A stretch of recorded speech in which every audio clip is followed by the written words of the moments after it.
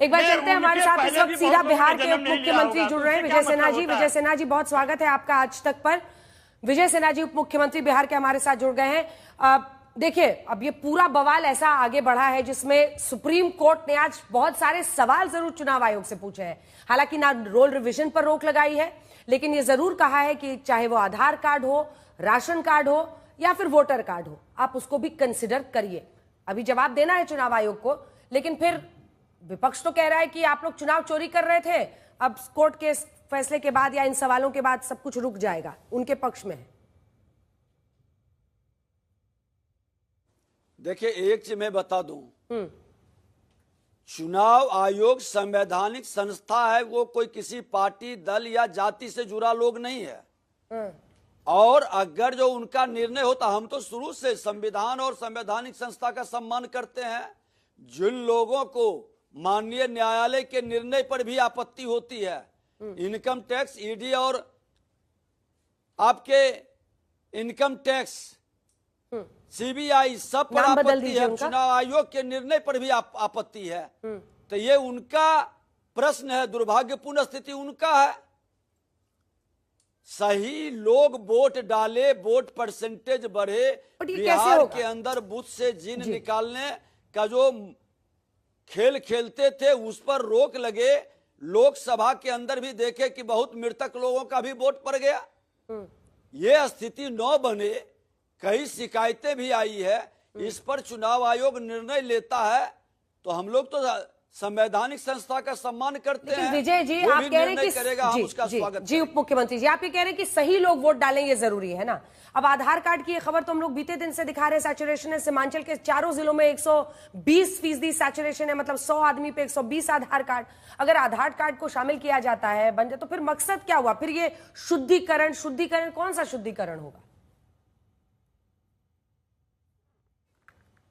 देखिए, माननीय न्यायालय के अंदर और चुनाव आयोग दोनों संवैधानिक संस्था है और निश्चित तौर पर हर पहलू पर गंभीरता से विचार करेंगे। ये 21वीं सदी का डिजिटल इंडिया, डिजिटल भारत है। हर चीज को अब सुलभता से समझा जा सकता है और रोका जा सकता है।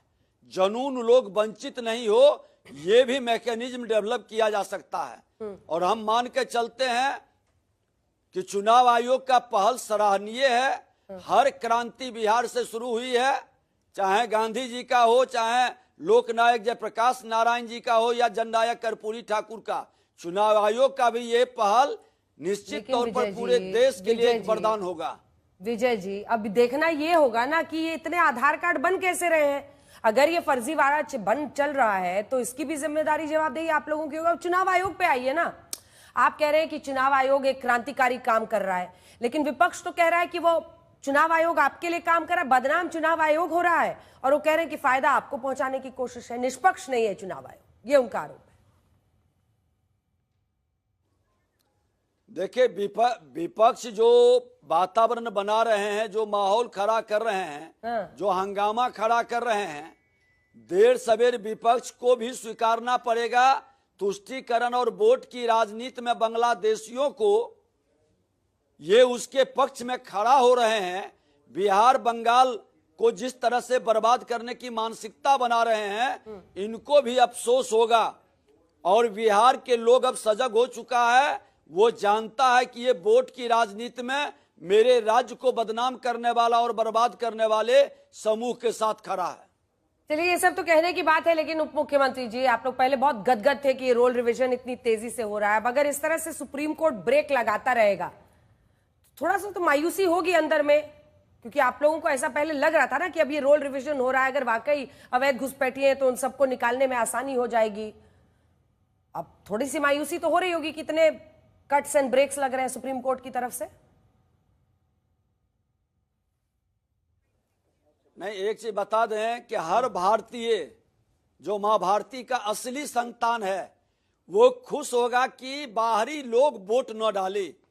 और हम समझते हैं कि माननीय न्यायालय हो या चुनाव आयोग हो या जो भी संस्था है हमारे संविधान के तहत, सब लोग चाहेंगे कि नियम के तहत जनून निर्णय हो। चलिए ठीक है, बहुत बहुत धन्यवाद आपका उप मुख्यमंत्री जी विजय सिन्हा जी हमारे साथ जुड़ने के लिए। जल्दी से एक कमेंट ले लेते हैं। पवन जी आपके पास आते हुए जल्दी से एक कमेंट इस बात पर कि जो उन्होंने आखिरी बात कही कि मतलब जो मां भारती का जो भारतीय नागरिक है वो इस बात से खुश होगा कि भाई जो इलीगल इमिग्रेंट्स अगर देश में है, भारत के नागरिक नहीं है तो वोट नहीं डालेंगे। तो इसमें तो पक्ष में सबको सहायता करनी चाहिए, अपने बीएलएस को एक्टिव करें और कोशिश करें कि जल्द से जल्द ये प्रक्रिया पूरी हो। पवन जी। अंजना जी, मैं उनसे बिल्कुल सहमत हूं। जो नागरिक नहीं है देश का वो वोट कैसे देगा। सिर्फ मेरी गुजारिश ये थी चुनाव आयोग को, वो रेफरी है, वो संवैधानिक संस्था है, हम उसका बहुत सम्मान करते हैं कि अगर आपको यही काम करना था तो कुछ पहले शुरू करना चाहिए था। ऐन मौके पे आप कर रहे हैं। तो मुझे एक लाइन याद आती है एक शेर की, हम उनकी याद में अक्सर उन्हीं को भूल गए।